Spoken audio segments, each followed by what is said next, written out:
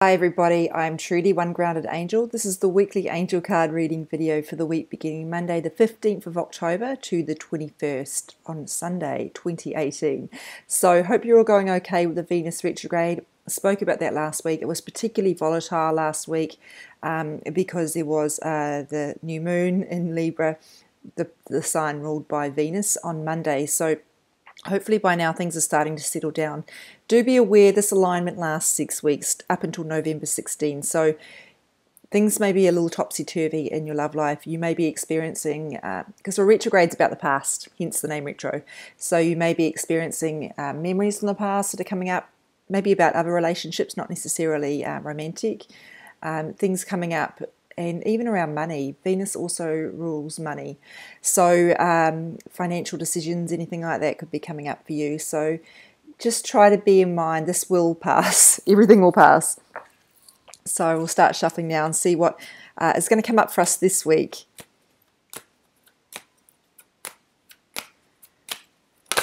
Oh, gosh, I'm doing a great job of bending these cards. Oh, boy, here's the what your mother told you card, the healthy lifestyle. So it's that what I call boring but important stuff. So healthy lifestyle is about drinking enough water. That's super important, and I'm just getting told that's really important for me right now. I'm not drinking enough water. And your nutrition as well. It's not about weight loss. It's not about how you look. It's about you having enough nutrients to do what you need to do. You can't do all this spiritual reach, this personal growth, if you're not looking after your own body properly, because you don't have the right platform to support the growth. So you need to make sure you are getting a wide range of nutrients, all the nutrients you need. It's not about saying no treats. It's just about making sure that you're limiting processed foods and that you're getting lots of nutrients like vegetables, and also sleep. Sleep's super important. We're in a really bad cycle as a society of sacrificing our sleep to either get things done or watch rubbish on TV or Netflix, and that really doesn't serve us. So we need to do a better job of adulting, basically, is what this is saying. Also exercise, of course, making sure not to be super fit, but just that you're moving your body enough. That movement helps stimulate all sorts of movement in terms of energy in your body, or around your body, I should say, as well. So it is important for your spiritual health, not just your physical health. And as you know, everything's connected. So Kuan Yin here, this is the goddess guidance card deck. So they feature goddesses from Celtic, Egyptian, Eastern, all sorts of religions and disciplines around the world. And this particular one, Kuan Yin, she's associated with compassion. It's such a beautiful illustration. I'm not sure how well you can see it, but it's connected to the message we had last Friday about judgment. Look, everybody has a judgy side. It's part of being human. This card isn't asking you to be pristine and to make sure you never judge anyone, which is pretty much impossible, I suspect. But to just be aware of where you're judging people, because often, those judgments are telling us something about ourselves, some work we've got to do on ourselves, or about something we're doing ourselves.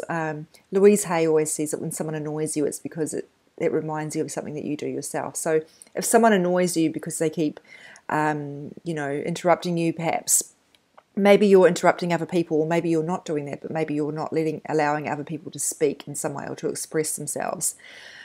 That's a very broad example, but just to help you see that sometimes there's a connection, and sometimes it might just be that they're doing something that you are afraid of doing, or afraid that could happen, and that might be telling you something about some healing you've got to do, or some way of making peace with something. The card is just about recognizing that everybody's doing the best they can. We're all made of light. We're all made of love. We don't always make good choices, but even though people make bad choices or choices you don't necessarily condone, make sure that you don't judge them as being deficient. And of course, I always need to add this disclaimer here. That doesn't mean you should condone bad behaviour at all, ever. Okay, Wednesday. I find sometimes when I'm upset with someone, it is helpful to look at what might be contributing to what they've done, because if I can understand where they're coming from, it allows me to be sympathetic, even though I might not necessarily agree. if I can understand, well, they are under a lot of pressure from, in the workplace, perhaps they're under pressure from management. Yes, they could have handled that better, but I can see maybe where they're coming from. So Wednesday, first step, this is about attacking things one bite at a time, as the quote goes. So sometimes we shy away from the bigger work we've got to do because it seems so overwhelming. This happens a lot with clients I work with in energy healing because it seems like there's so much to do. There actually isn't, because your personal growth takes your whole lifetime. I wrote a blog post about this last Thursday. So all you can do is focus on what's right in front of you. You don't want to do everything at once, and you can't. So you'll fail if you try to do that. So just try to focus on what's right in front of you, what needs fixing right now, and then you'll get to the next thing, and then the next thing. Don't let the scale of a task stop you from starting. Anyone who does any sort of mountain climbing or any sort of endurance kind of activities will kind of relate to that. Maybe. Thursday, I don't think that's right. Okay. I haven't actually chosen which card. I just put them all out today because I'm going to do some client readings after this. And so I didn't choose which days I'm just grabbing them as I see fit. Maybe that's not my best choice. This is not going well, is it? They're just saying, yeah, I don't think that's right. It is right. That card that came up for me is right. Creative project.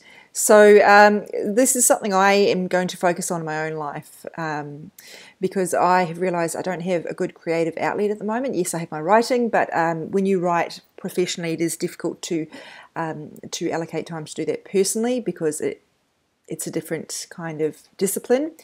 And so I'm looking for other things to do. Last year I did a creative art class. It was sketching with charcoals, and I loved it. And I did a picture I'm quite proud of. It's not going to win any awards, that doesn't matter, but the process of committing to something like that was really calming. It helped me be really grounded, be really present, and it was just a really enjoyable experience. That something that wasn't there before is now there because I made it happen, even though I was using the inspiration that was coming to me. And it's not something that other people will necessarily like, but it's meaningful to me because I made it happen. So there is a lot of satisfaction to be had from creative work. And remember, it's always about the process. It's not about what you create. The process creatively is really satisfying. And I read this study recently that, this sounds bizarre, but stay with me. People who made their own IKEA or kit set furniture valued it much more than stuff they bought ready-made. I know that sounds weird, but because they are invested in the process of bringing it into being, it's more meaningful to them. I know that's a little bit of a tangent, but what I'm saying is the energy you invest in making something is really instructional. It gives you a lot, and I know there's always more things to do. There's always cleaning to do. There's always organising to do. There's always work to do. But this is something that we can't let it fall by the wayside, because it is what it means to be human, is to create. So we need to be investing in that on the regular. I'm going to grab this one next.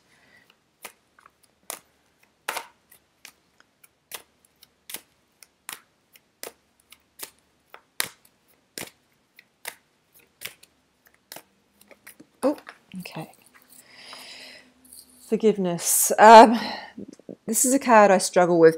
Let me tell you what it means, and then I'll explain my sort of reservations.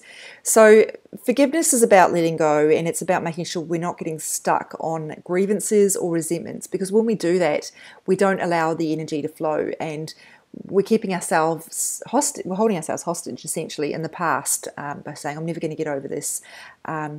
Sometimes the reason we hold on to things is because we are looking for something to come from it. We're looking for an apology, maybe.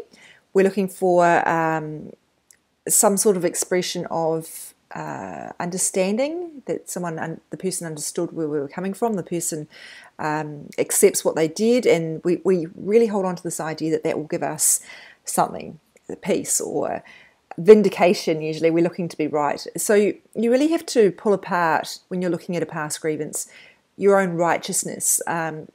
Because often it's not about right or wrong or what was fair or unfair, even though it feels that way.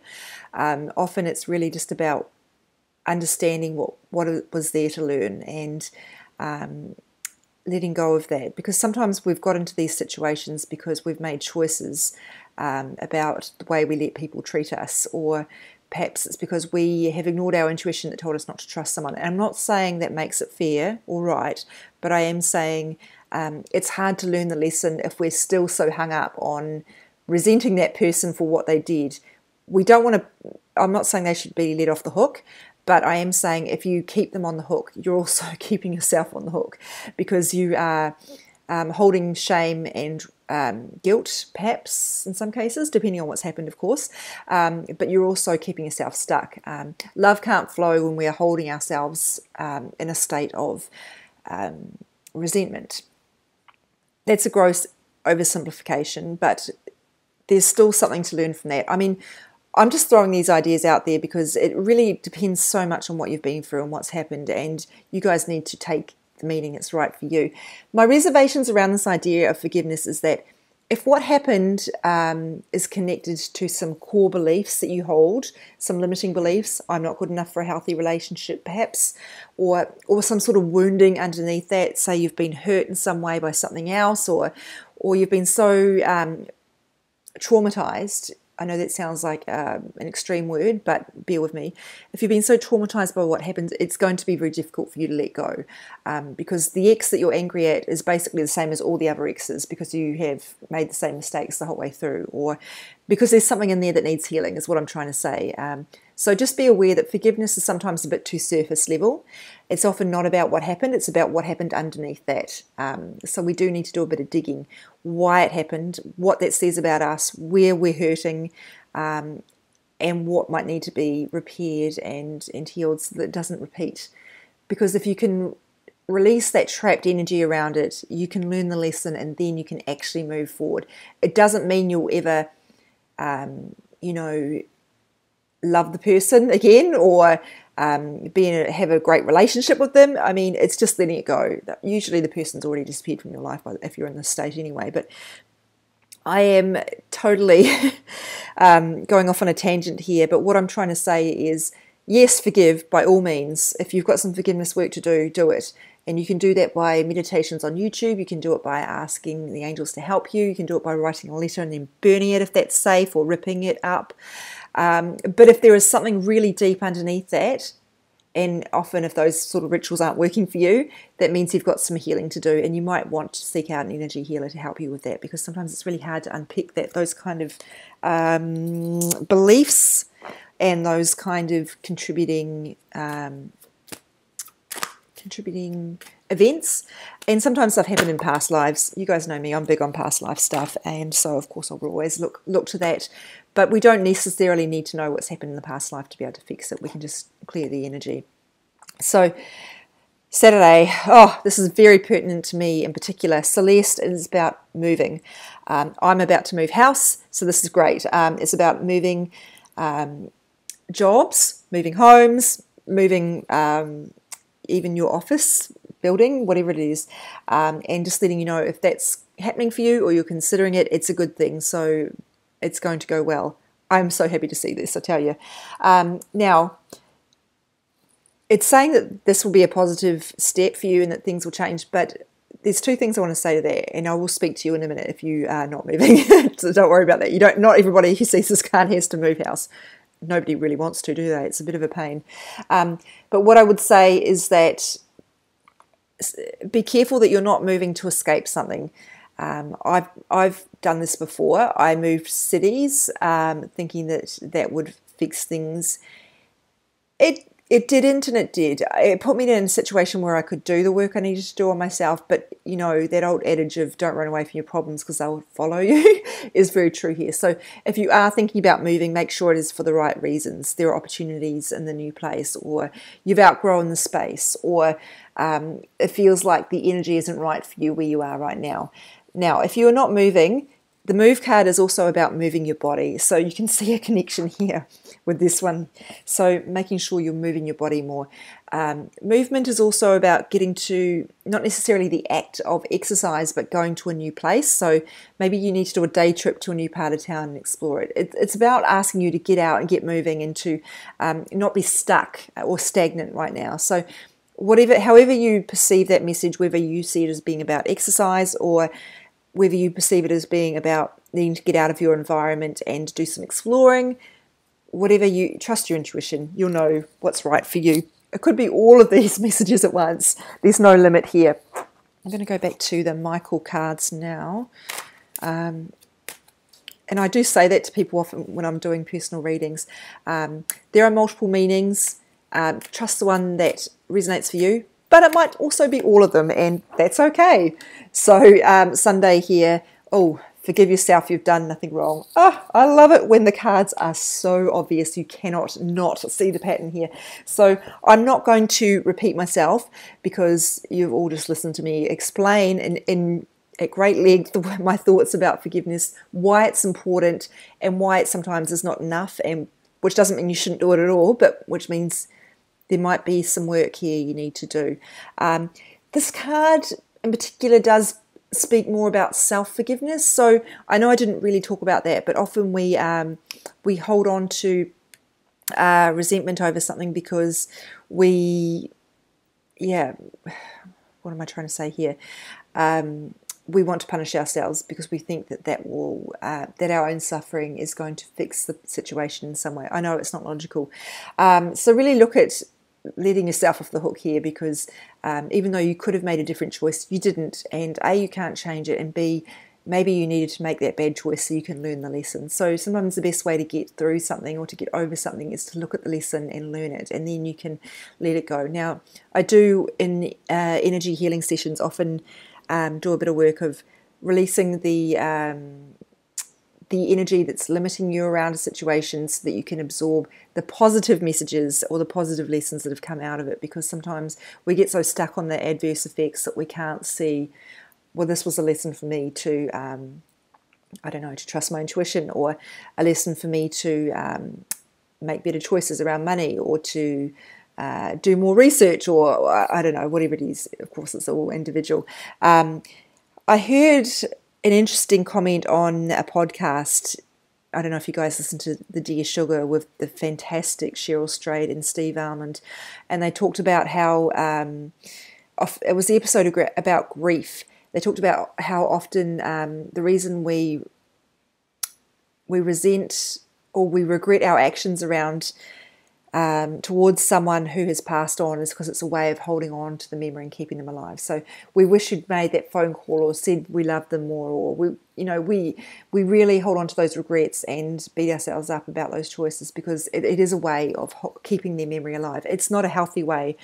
Anyway, if that speaks to you, download the episode. It's called Moving On. I think it's part 1, and it's pretty recent, so you should be able to find it. But it does talk about finding healthier ways to keep someone's memory alive rather than ways that punish yourself, which doesn't do anything for anyone, least of all yourself, and certainly not for the person who's passed.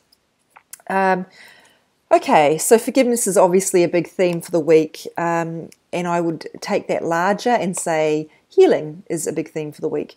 So we've also got messages around healthy lifestyle. Oh, yawn. But yes, I do need it. Thank you. And yeah, I do think as first step, one could be speaking about healing work that we need to do as well. There's always more healing work to be done. Trust me, it takes your whole life. Yeah, that's it for the week. Thank you very much for watching. I will be recording these in advance the next few weeks because I am moving, as I said. So please forgive me if they look a bit familiar. I'm doing them all in one go, but that's okay. The angels are helping me to make sure I refresh my energy in between. So if you want to reach me, I am available on, or you can always email me, www.onegrounded. Oh, wait, that's my website. My email is onegroundedangel@gmail.com, but if you want to reach me via my website, it's www.onegroundedangel.com, and there's a there's a way of contacting me through the booking form as well. And you can just, if you don't want to make a booking, you can just go I would like, and just put the down arrow on more information. That's it for the week. I'll put these on my social media. My Instagram is @OneGroundedAngel. My Facebook page is called One Grounded Angel. Thank you so much for watching, and I hope this has been helpful to you. Take care.